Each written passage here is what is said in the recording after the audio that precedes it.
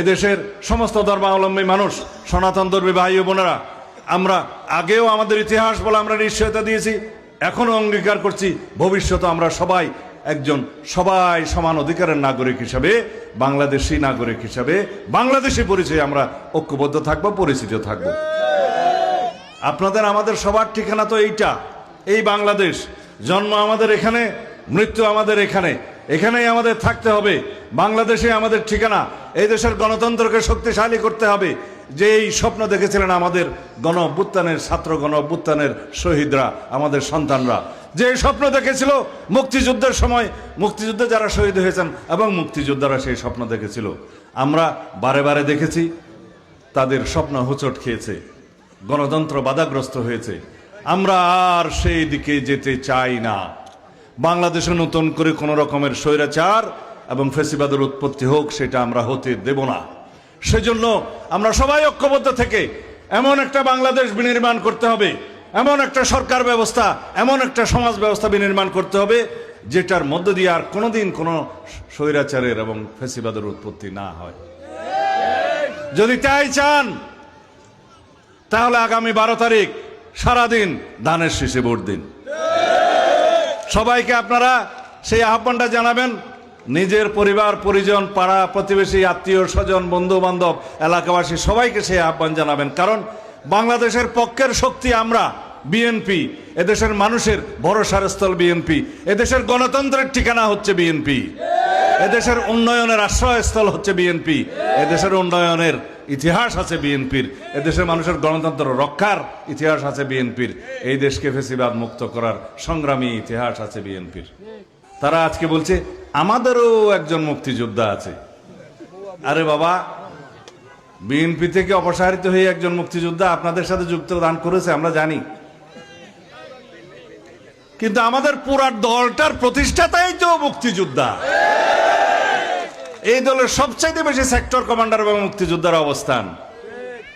আমাদের দলটাই তো মুক্তিযুদ্ধের সপক্ষের দল। আমাদের দলটাই তো স্বাধীনতার সপক্ষের দল। আমরা এই দেশের মাটি ও মানুষকে ধারণ করেই তো আমরা দলটা করি। সুতরাং কেউ যখন বলে আমাদেরও একটা মুক্তিযোদ্ধা আছে, অতএব আপনাদের কোনো মুক্তিযোদ্ধা ছিল না, এখন নতুন করে একজন যোগদান করিয়েছেন, ভালো। আপনারা নিজেরা মুক্তিযুদ্ধের বিরুদ্ধে অবস্থান নিয়ে, দেশের স্বাধীনতার বিরুদ্ধে অবস্থান নিয়ে এখন একটা কার্ড দেখাচ্ছেন যে আপনাদেরও একটি মুক্তিযোদ্ধা আছে। এই সমস্ত প্রতারণা জনগণ বুঝে। যিনি আপনাদের জোটে যোগদান করেছেন তিনি অবশ্যই একজন প্রখ্যাত মুক্তিযোদ্ধা, কিন্তু সাইনবোর্ড দেখানোর জন্য একজন মুক্তিযোদ্ধাকে দলে ভিড়িয়ে এই দেশের মানুষকে প্রতারিত করতে পারবেন না। কারণ আমাদের দলের সবাই মুক্তিযোদ্ধা, আমরা দেশপ্রেমিক, আমরা এই দেশের পক্ষের শক্তি। আর যেই দলের ইতিহাসই হচ্ছে এই দেশের স্বাধীনতাই তারা চায় নাই, তারা কিভাবে মুক্তিযুদ্ধের সপক্ষে কথা বলবে?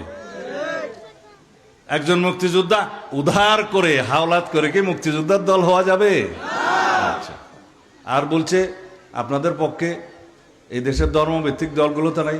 কে বললো নাই?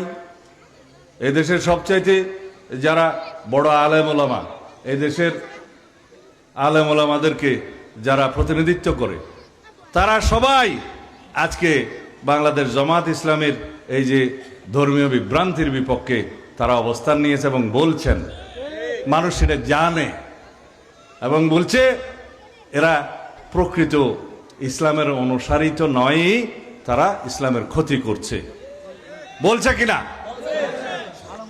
আমাদের হেফাজতে ইসলামের প্রধান, আমাদের মুরব্বী আল্লামা বাবুনগরী প্রকাশ্যে বিভিন্ন জনসভায় বলেছেন যে জামাতে ইসলামের এই সমস্ত ফিরকা, এগুলা বেদাত এবং এই সমস্ত বক্তব্য আপনারা শুনবেন না, এরা ইসলামের মূলনীতিতে নাই। বলছে কিনা? তো সুতরাং আমরা তো, আমাদের সেই গভীর জ্ঞান নাই সে সমস্ত বিষয়ে, আমরা এর বেশি বলতে চাই না।